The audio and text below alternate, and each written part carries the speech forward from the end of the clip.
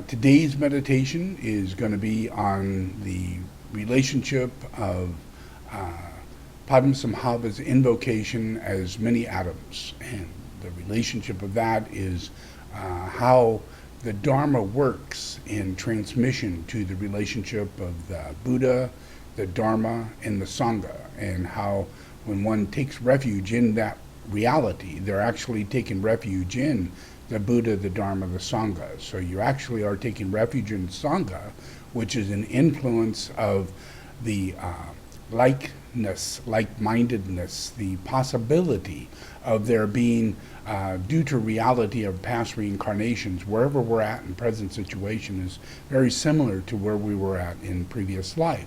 So if by opportunity we come into this opportunity to where we're able to go into Sangha and actually be in this kind of relationship, it's usually due to the opportunity of previous lives. So it could take 10, 15, 20, 30 more years for people to start their process of either, whether it be reincarnation or the transitions of processes in their lives that recapitulate their soul, allows them to become the recapitulation of previous lives. And from that, we are attracted to like-mindedness. We are attracted to likeness, to friendships.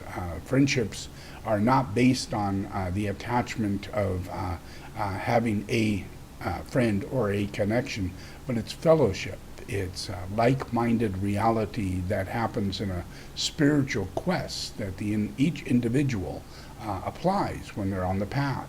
And as we reach a certain point in that path, we start coming across people from previous lives that were also on the path that we have helped or has helped us, and we've created what's known as the Sangha. And that Sangha is the process of recapitulation where people are by nature friendly, but they're by nature, they're not attached in the reality of binding social connections to relationships, like having marriage or having children or going through the process of living life in that particular stereotype. Mainly because this is an opportunity for people to take refuge in their spiritual development and to allow themselves to go through the entire life, giving them full, complete access to their self-realization, and not through someone else, but through themselves.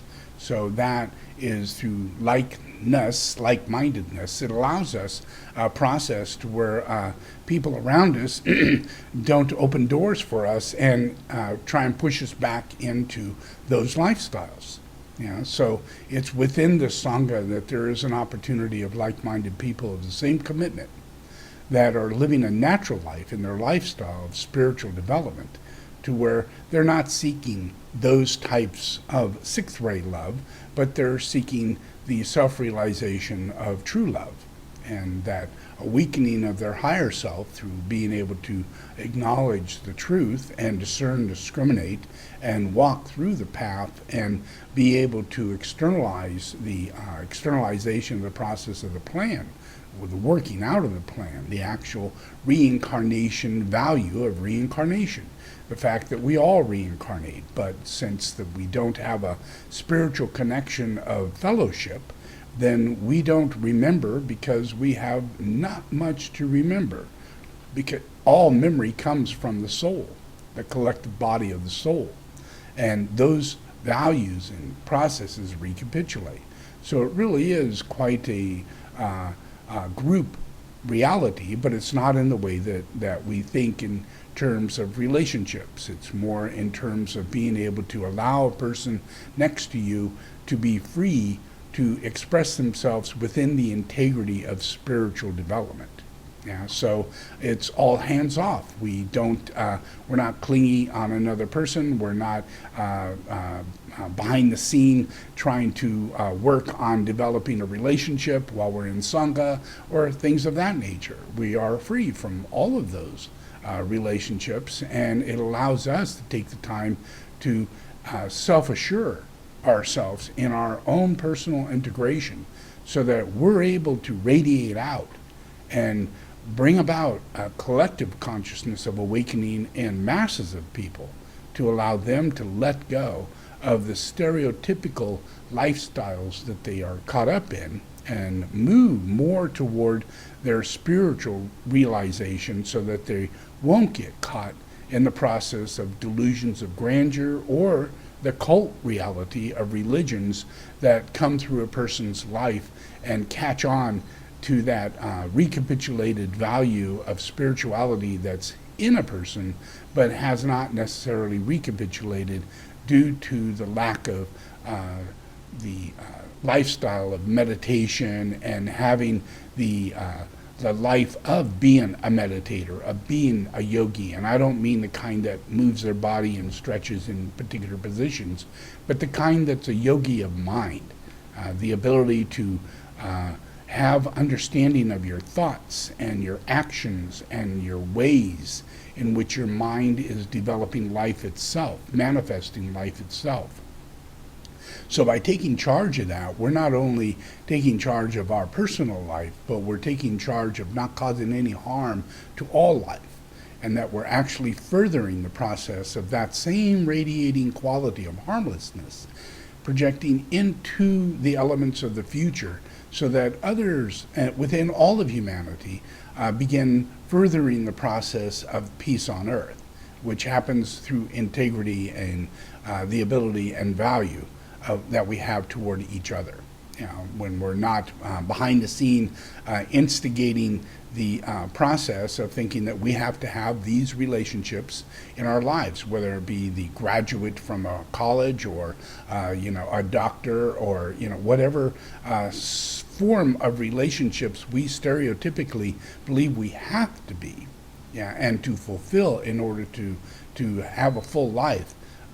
Those things in spirituality, in the integration of an initiate, those things become less the ability to manifest that in the ways in which you think it could be manifested, but more in the ways that it's manifested in ways that it's an overshadowing as a process of a collective activity of opportunities that come into life itself. And as those opportunities come into life, it generates Dharma.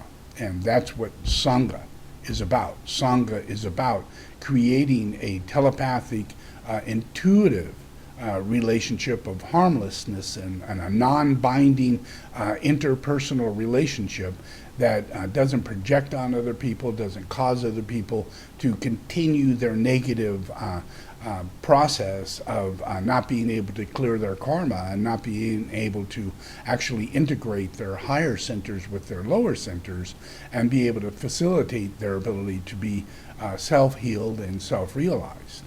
So those things don't happen independently and individually. They happen radiatorily by sharing, caring, and giving and receiving.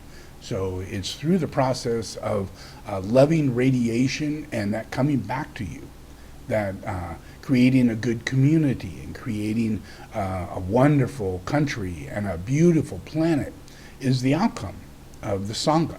And as the Sangha becomes more aligned to its commitment and its truth and fulfills it through life after life, then that heals the planet. It releases humanity from the burden of having commitments to previous lives where people have bound people to come back and reincarnate and live out the situations where they feel that they're absolutely committed to do, elementally, even genetically, as though we're supposed to be football players, as though we're supposed to be, beating people in the head as, as super duper boxers, as though we're incarnated for that purpose. Those are only previous incarnated realities that are surfacing and manifesting, and that the faster we can help people move toward meditation and move toward releasing and decrystallizing these facets of their life that will continue growing and will further masses of humanity to degenerate, de-evolve their soulful qualities. And that slows down the time. It creates inertia in humanity, and we see war and war and war, and we wonder why all these terrible things continue happening.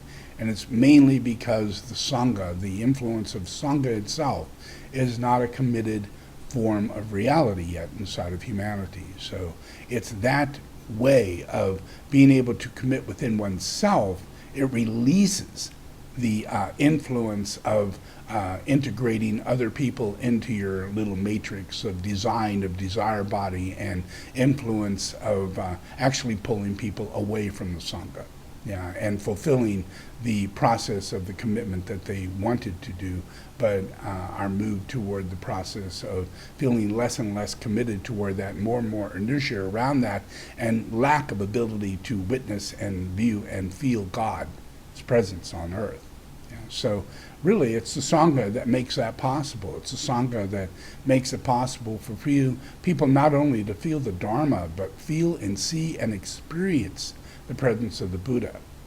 Which is not something, I mean, I can walk around as Buddha and people not have any understanding that that's going on. The bridge between me and humanity is the Sangha. And it doesn't mean that the individual of the Sangha, but it means the humanity within the realm of humanity awakened enough within themselves to make a commitment and stay in that commitment throughout their life, so that all future lives will no longer be burdened by lunar lords that formed those commitments in the first place. Yeah? So that's a little bit of teaching for today. That's the influence of why the Dharma, the Sangha, and the relationship of Buddha.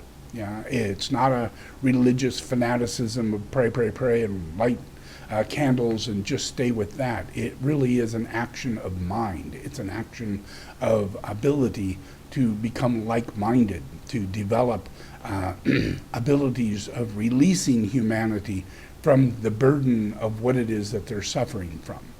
And until we have the knowing aspect of exactly what we're supposed to be doing in life, we won't know that until we actually live life in a spiritual content that doesn't have anything to do with dogma, like being vegetarian or something like that, but has to do with letting go of the desire body reality of what we believe is to be the externalized relationships within humanity, how we see ourselves. If you're a man, be a man, 100%, 1,000%, 1,000,000%. Allow yourself to fully generate that beingness, and same with woman. That influence is all that you need to do. That just hone in on what it is that you are and allow that to be what it is. Don't let the influences of humanity disengage you from that self-realization.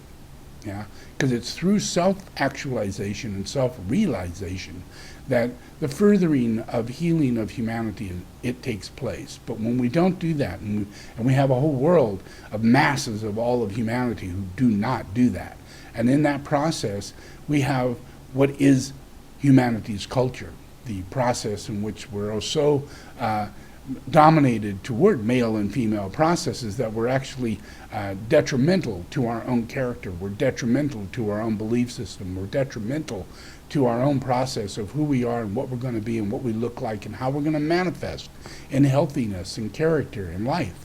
Because it's all comes from our thought forms.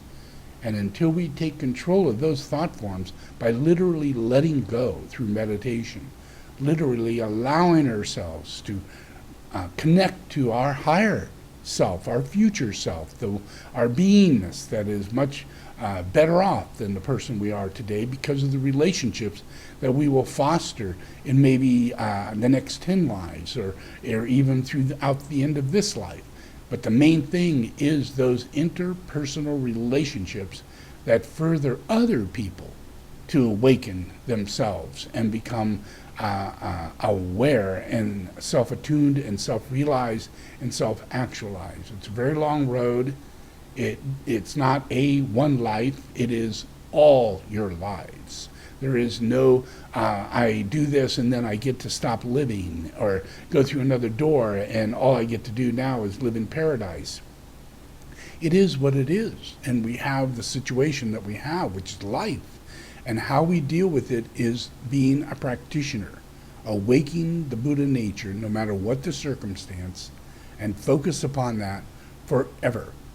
And as that aligns itself and attunes the reality it awakens us to the activities of Buddha. And we find that within ourselves, we are connected to that activity. It's our nature. It's what we like about life, the food we like, the things we do, all the things and our characteristics that comes out of our virtues, our qualities, our characteristics, literally come from Buddha. Yeah? So it's that influence that you're awakening to. It's not the controlling factor of Buddha, but it's the releasing factor of enlightenment. It's coming in contact with a truly enlightened beingness that you yourself need to become. Yeah? So let's do the invocation of awakening the ashram and the soul and the monad, and tuning the healing and the energy for all of humanity, for the awakening of the relationship of the soul and the furthering of the plan. Yeah, that's what we do in this invocation. Right after that, we do the Om, and the focus of the Om is silence, being quiet, listening, just not thinking. Yeah, and I do the bowls, I do Tibetan bowls, and I do the Om with you. And in doing that, I'm actually playing a part in a process as a musician in the angelic level, you know, where the things that I'm doing with either a drum or a bowl or the Om or an invocation or sounds, all those things are science, part of the higher nature of the human being that comes clicking right into place in a spontaneous way. But it doesn't happen till after the fifth initiation, until after the person has had all the chakras realigned, and they are so aligned to the influence of the guru. They're so aligned to the influence of the planetary logos that they themselves begin awakening. You are you, the guru, the inner self, the inner truth, that which lines up the reality to lead people to God, rather than away from God or inertia or even a self-grandized thought that maybe you're the teacher and God needs you as the mediator. Yeah, that influence is all gone by the time a person reaches the fifth initiation. That influence is fully awakened to facilitate the externalization of the plan, through the working out of the plan in humanity. So all of us are working toward these recapitulations of levels of initiations that create the manifestation of humanity's healing. Yeah, and it's in these initiations that externalize ways of character and behavior and understanding, it actually furthers what's known as a new group of world servers. And that's where the Sangha comes in. But that's the new group of world servers is only probationary path and almost nearly midpoint of the first initiation. That's it. Yeah, nothing more. Yeah, it's not higher masters or people are taking out the Dark Lodge or you know, anything powerful like that. It's people who are in service, who are doing a job, who quite often are living average lives, but you know, can't keep it together in relationships because their relationship within themselves is transforming and changing, usually every 10 years or so. Yeah, so there's a whole new level, like the onion is peeling back the relationship of who one really is. And as time marches on, as we move into this 2017, 2018, 2020 period, more and more of that spiritual unraveling is taking place, and that's manifesting out into the world. The electric cars of the industry and the changing of the ecosystem, the changing of the monitoring of politics throughout the world in order to foster more human rights and right relationship. Right relationship is the basis of showing how initiations work, because that's the first initiation. And the new group of world servers are only interested in facilitating that first initiation, which means right relationship. They're going to be very interested in human rights, very interested in technology, very interested in, no, we don't want to do nuclear, yes, we do want to do solar, you know, very interested in parallel directions that allow the influence of an ongoing working out of a plan that is a collective understanding as a group, but it's not in the way that we know of a group. And that's actually forming the ashram. That's a facilitating process of doing what is right in right relationship to humanity, goodwill in action. Yeah? And that's the reality of just the first initiation. So all those who are out there who's gone to Joshua Stone and all these other people that talk about 8th initiation and 12th initiation and your reincarnation of the 9th initiation, just try your best to let it go. Try your best to try and serve the truth and relax and look out into the world and not see grandeur as this person's this high and this person's that low, but look at it as a working out of a plan that the Lord himself is doing, and that the outcome of this process has to do with fellowship. It has to do with relationships. That has to do with the lifestyle and actions and activities and thoughts in the mind of the Lord, just like it is for yourself. We all have thoughts, and those thoughts take manifestation in our personal lives, and they interact into other people's personal lives. Yeah? So imagine that on high, all the way to the Lord. Yeah? So that effect has an effect upon the entire planet. And it moves people in an overshadowing way. It moves people toward right relationship and be more like the reality of what it takes on a path to get through those initiations, furthering the plan and externalizing peace on earth.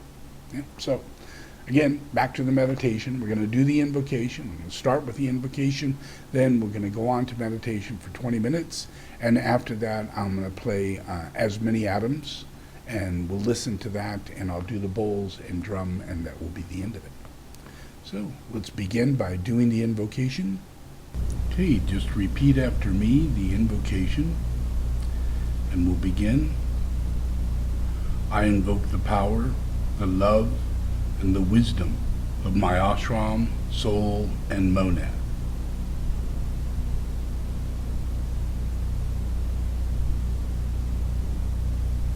To guide me into the right activity in the plan. To clarify and stimulate my mind.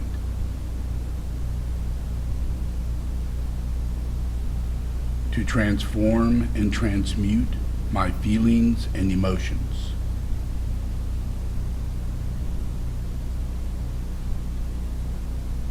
To energize and vitalize and heal my physical and etheric body.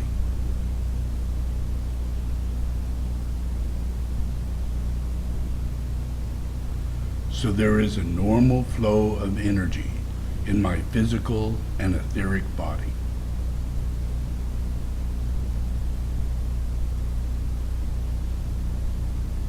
Through this day and every day, I ask this in the name of the Christ to serve the One.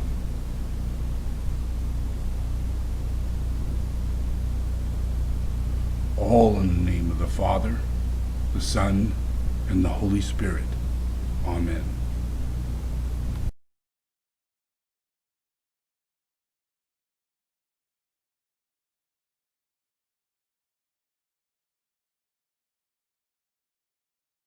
All right, so I'm going to begin by tuning the bowls just a little bit, and then I'll say take a deep breath, and we'll meditate on the Om for 20 minutes, and right at the end of that I'll say that's it, and we're going to just meditate quietly.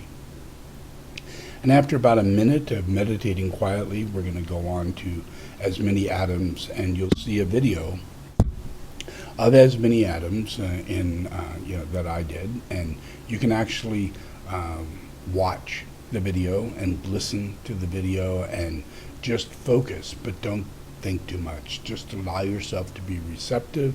It's not a programming scenario, it's a deprogramming scenario. It's just an awakening of response to an inner self that you have on a spiritual level of understanding by just relaxing and intuitively working with this invocation, evocation, and meditation. It will awaken higher understandings that's only parallel to the reality of initiation. So it is a nice, smooth transition toward initiation. All right, so let's just begin by the bowl.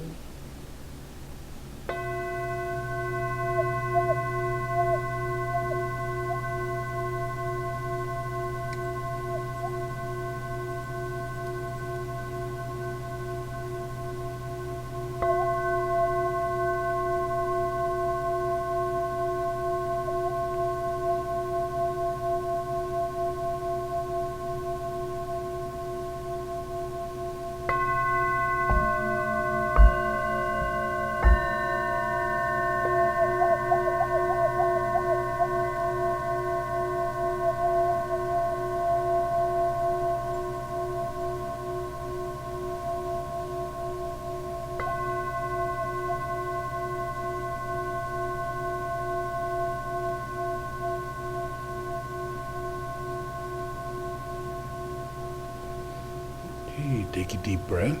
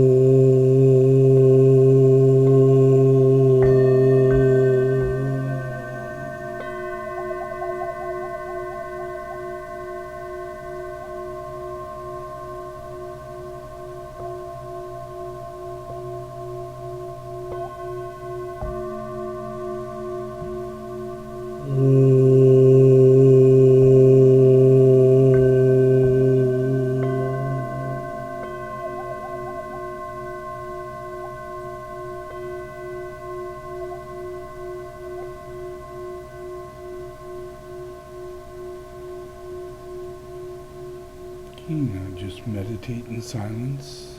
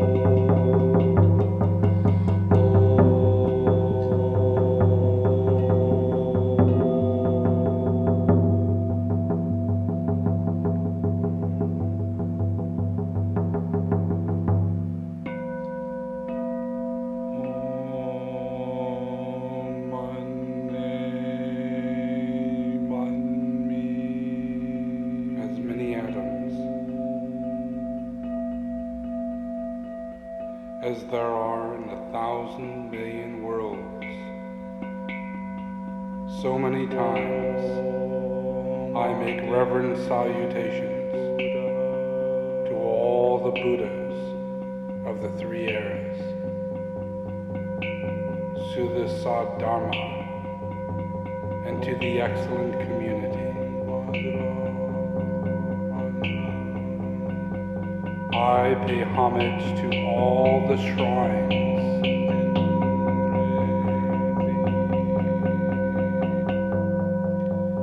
and all the places in which the bodhisattvas have been.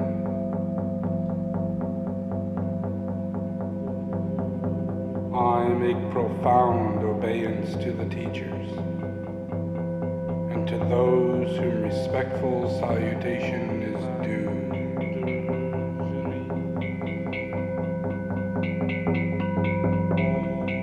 This very day, I go for refuge.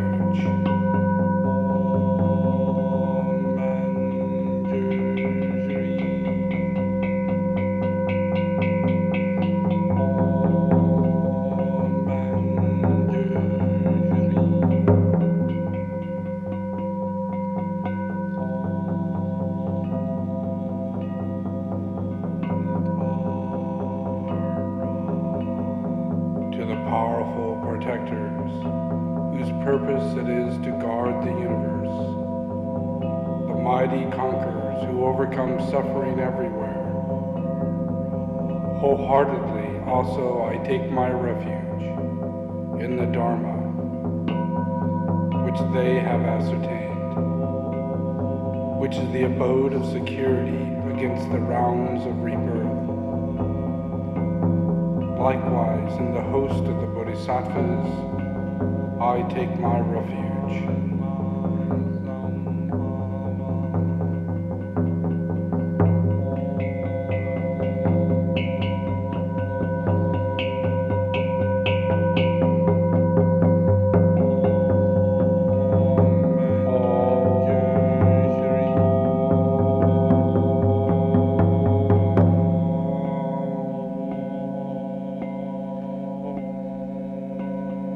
To the Buddha, for refuge I go. To the Dharma, for refuge I go. To the Sangha, for refuge I go.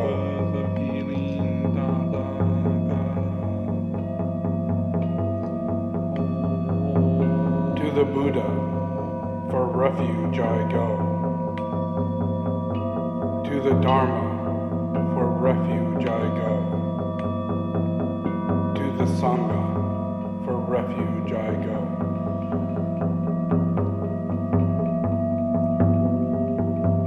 To the Buddha, for refuge I go. To the Dharma, for refuge I go. To the Sangha, for refuge I go.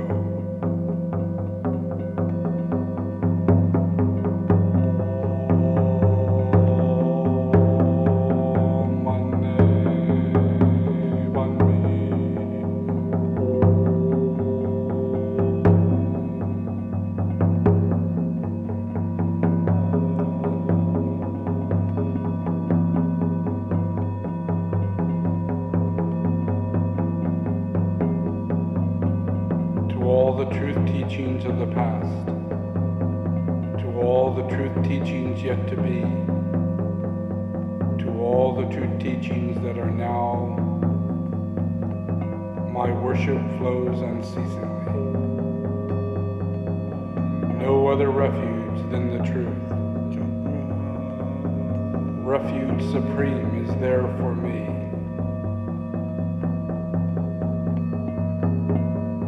By the virtue of this truth, may grace abound and victory.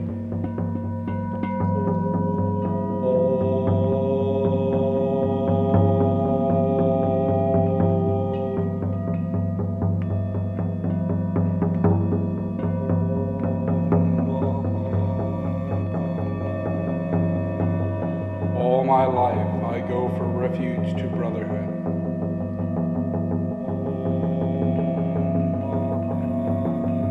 To all the brotherhoods that were, to all the brotherhoods to be, to all the brotherhoods that are,